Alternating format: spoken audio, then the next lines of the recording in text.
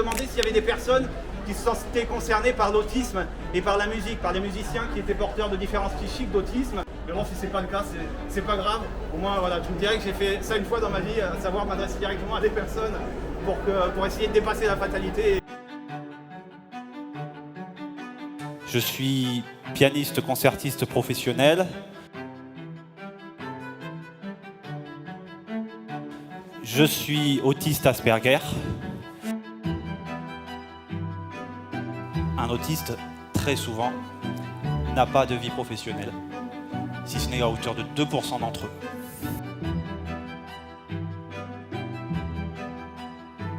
C'est un trouble qui se soigne non pas au sens de l'annihiler, mais au sens d'en prendre soin.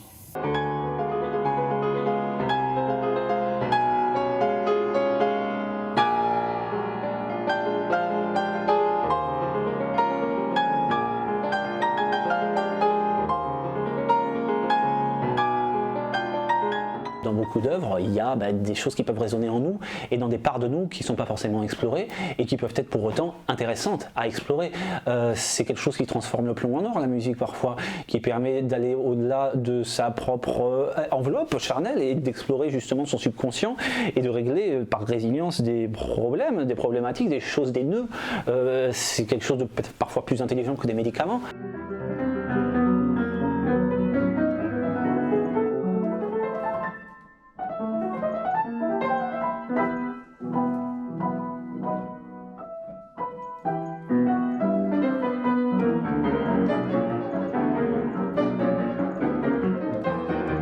Il avait une façon de parler qui était déjà très avancée par rapport aux enfants de son âge. Donc il ne pouvait pas y avoir de communication, c'était pas possible. Et du coup, il était à part. Et quand le soir il arrivait à la maison, il pleurait parce qu'il n'avait pas de copains, de copines, etc. Il me disait « Maman, je suis tout seul ».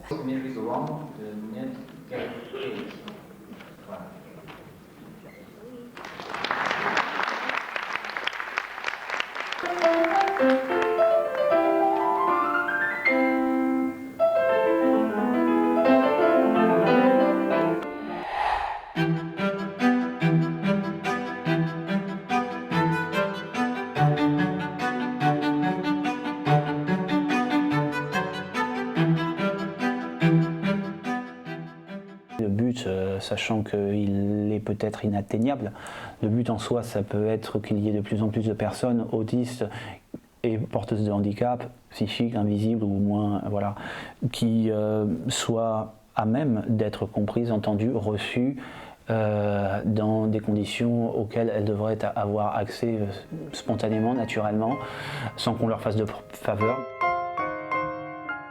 Je dirais presque qu'une société, elle pourrait davantage être inclusive et résiliente si on considérait les handicaps de chacun, plutôt que les forces de chacun et la compétitivité de chacun. Parfois, peut-être les faiblesses rassemblent davantage que les forces.